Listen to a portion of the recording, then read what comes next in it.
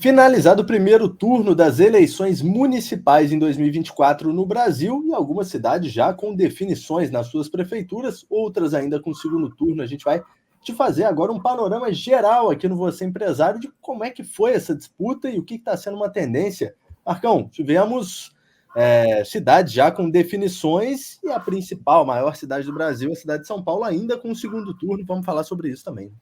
Sim, com certeza. Tudo bem por aí, Bruno? Pessoal que está aí assistindo a gente. As eleições, de certa forma, surpreendentes, né? No Rio, impera o continuismo, né? Eu não consigo entender. Eu vejo tantas pessoas reclamando do que acontece no Rio, mas o Eduardo Paes, quarta oportunidade para governar o Rio, segundo turno em cidades importantes, e como você falou, maior colégio eleitoral, com todo mundo ali 28, 29, né? Diferença de 50 mil votos, realmente uma loucura. O Nunes, que parecia ser um azarão, parecia que o Nunes ia ficar aquém dessa disputa de extrema-direita e extrema-esquerda entre Boulos e Pablo Marçal. Surge a figura do Nunes. São Paulo, como sempre, vai para uma visão mais conservadora, pelo menos nesse primeiro turno, e agora contra o Guilherme Boulos, de esquerda extrema.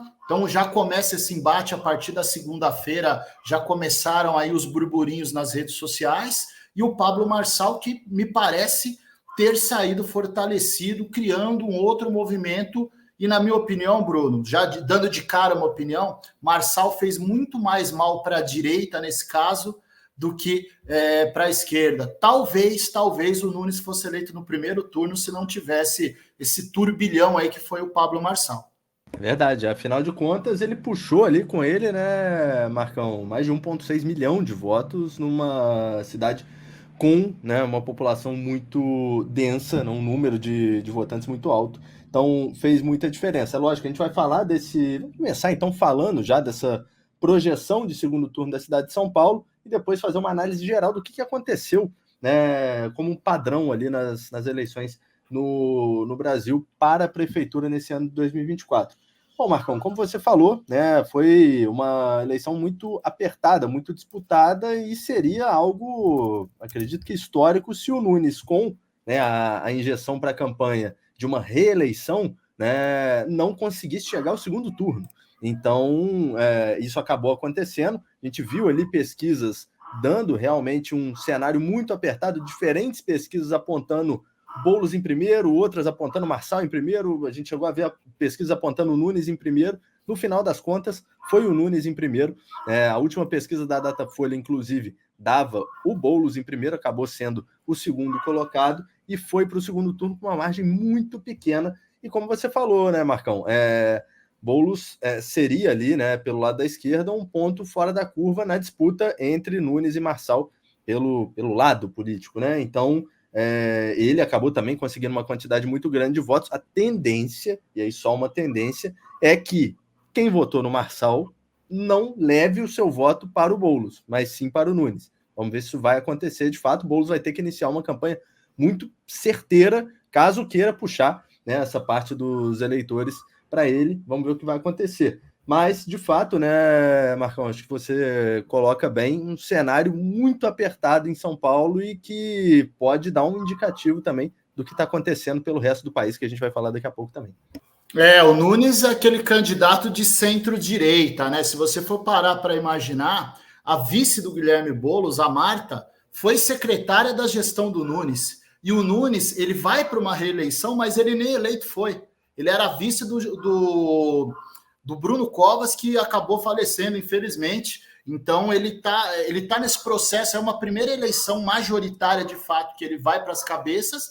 Chegou, em alguns momentos, a ser bastante ridicularizado pelo Pablo Marçal, que colocou ali vários apelidos nele.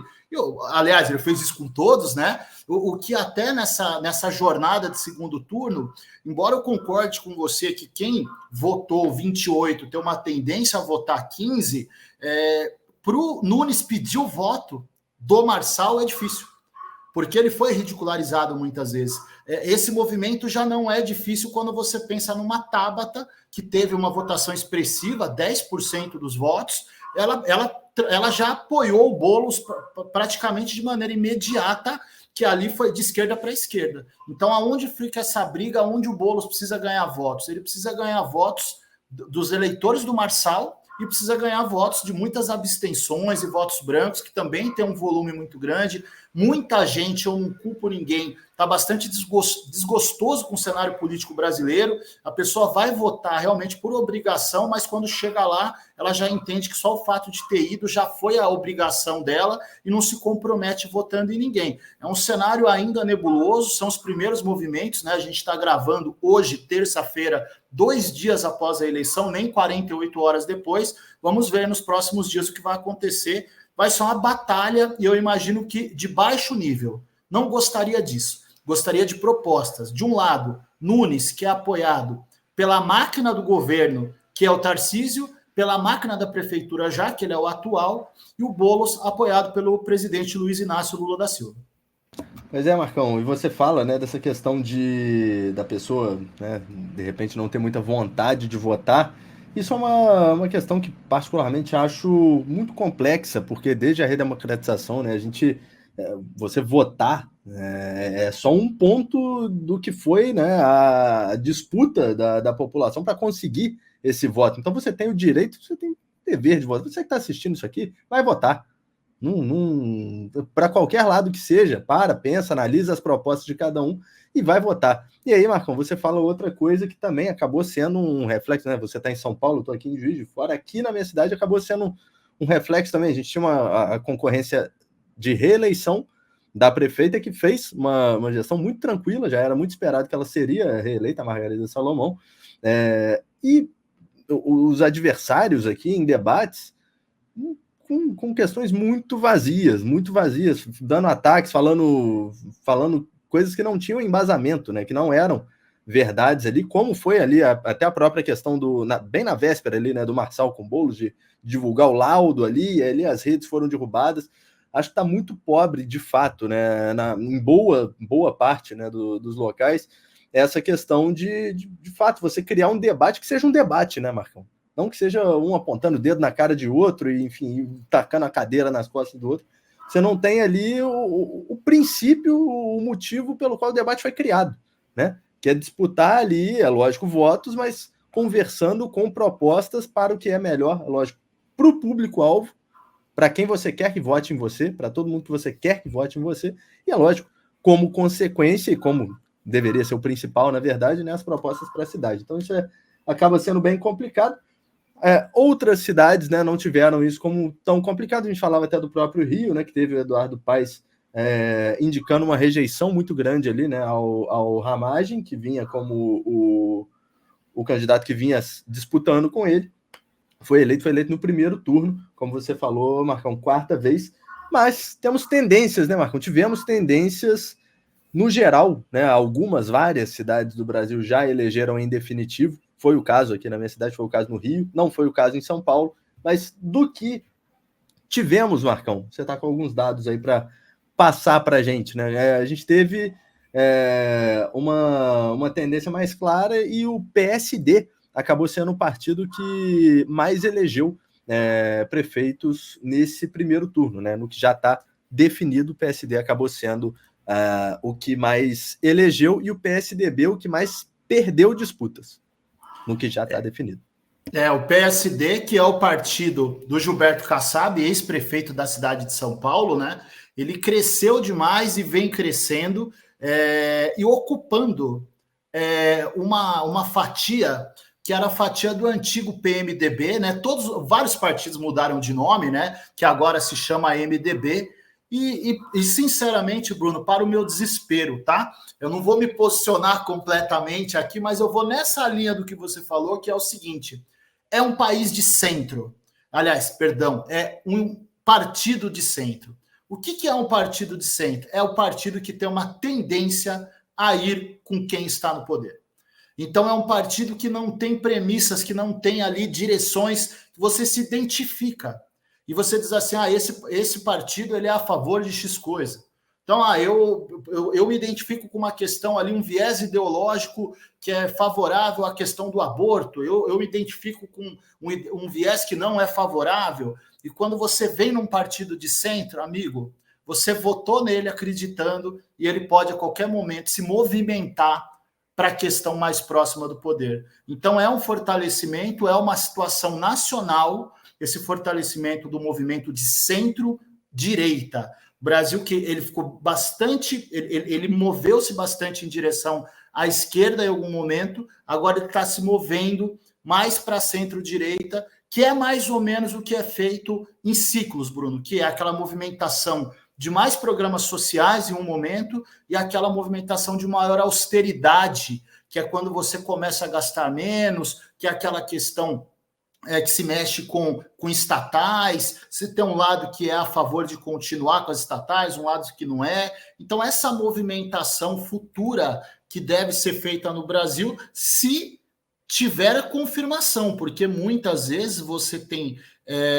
partidos muito bem consolidados, com a presença maçante no segundo turno, e elegem poucos candidatos. Então, assim, você tem uma tendência, a probabilidade diz que vai ser melhor, porque eles tiveram números expressivos, mas será que realmente isso vai acontecer? Você vai pegar essa movimentação de São Paulo, por exemplo, na visão de quem tem esse processo de direita mais forte, como sai o ex-presidente Jair Bolsonaro? O Jair Bolsonaro ele teve um apoio muito leve ao Nunes. Ele teve uma indicação, mas ele não teve um apoio tão forte assim como o presidente Lula, que também não apoiou. Não sei como foi a movimentação aí em Minas Gerais, se vocês tiveram essa percepção, mas eu senti, pelo menos aqui em São Paulo, os dois um pouco mais distantes, aquele apoio um pouco mais calmo, e talvez por isso um partido com um discurso mais moderado, como o PSD de Gilberto Kassab, tenha ficado nacional. E outra coisa que chama a atenção é como encolhe o PSDB a cada eleição que passa. Aqui em São Paulo, José Luiz da Atena, que eu particularmente não entendo por que foi candidato, ele não tinha mais nem condições de imposição, ele foi ridicularizado em vários dos debates, teve a menor votação que alguém do PSDB, algum candidato do PSDB, melhor dizendo, já recebeu por aqui. Pois é, Marcão, são padrões que a gente vai observando, só respondendo, né, a sua pergunta de como é que foi por aqui. E aí eu vou te falar daqui porque consigo, né, daqui da minha cidade, de Juiz de Fora, porque acho que a gente acaba conseguindo ver mais detalhes até do que na capital, né? E era uma disputa, acabou sendo uma disputa PT e PL, né? E o PT acabou levando com muita sobra por ter sido, de fato, uma ótima gestão para a cidade na gestão da Margarida no geral. E aí, a gente via, de fato, no apoio do candidato do PL, o que vinha com mais possibilidade de tirar, se você olhasse, né, enfim, nos banners, em tudo que era divulgado, até naqueles adesivos de carro, a foto do candidato, você via do lado a foto do ex-presidente Jair Bolsonaro. Os dois estavam juntos na campanha. Vincula, né? Foram colocados juntos, exatamente, como se fosse um espelho, e achei aquilo meio bizarro, é óbvio, né? É um indicativo de apoio, mas, pô, o cara vai ser prefeito aqui? Você olha rápido e fala, pô, esse cara vai ser prefeito aqui? Sim. Foi presidente, agora vai ser prefeito aqui? E isso, né, acabou pegando alguns votos por aprovação de algumas pessoas a ele, mas também, né, tirando outros por rejeição a ele da mesma forma. Acho um pouco complicado isso, Marcão, esse apoio, você falou ali do apoio leve, mas esse apoio também do cara estar junto na foto ali, acho que já é um pouco demais, né? Acabou dando uma derrapada por aqui. Bizarramente tradicional esse tipo de expediente na política brasileira, né? Aqui, para quem conhece São Paulo, para quem é de São Paulo, nós tivemos aqui uma eleição que o Maluf falou assim, se o Pita não for um bom prefeito, não vote mais em mim. O Pita não foi um bom prefeito e ele deixou de ser prefeito também, ele perdeu os votos, porque ele emprestou a reputação dele ao Celso Pita, que não fez uma boa administração aqui por São Paulo, não deixou saudade, por assim dizer, e aí realmente o Maluf ganhou eleições, foi deputado mais algumas vezes, né? Ele tem, hoje tem os termos, né? Bolsonarismo, outro dia ouvi lulismo. O malufismo não tinha nome, mas realmente tinha um movimento. Muitas pessoas gostavam demais do Paulo Maluf. que fez metade de São Paulo aqui, viu? Quando ele fez a rodovia dos trabalhadores com 5 pistas, ninguém acreditava, não fazia sentido nenhum ter. E hoje em dia, se não fosse a Trabalhadores, a chegada pelo lado da Zona Leste e Rio de Janeiro não existiria, né? Não teria alternativa à Dutra, né? Então, foi um grande acerto. O preço que foi pago por isso eu já não questiono, já não entro por aí porque não tenho números nem documentos para falar, mas diz a lenda que saiu um pouco mais caro do que deveria, né? É isso, Marcão. Vamos então, né, acompanhar o que vai acontecer, lógico, no segundo turno de São Paulo e também em outros detalhes a gente vai trazendo para vocês aqui no Você Empresário. Já deixa aqui nos comentários o que você achou desse conteúdo, de qual lado você está, se não está de lado nenhum, se está só assistindo aqui de bobeira. Independente disso, se inscreva no canal e acompanhe a gente por aqui. Valeu!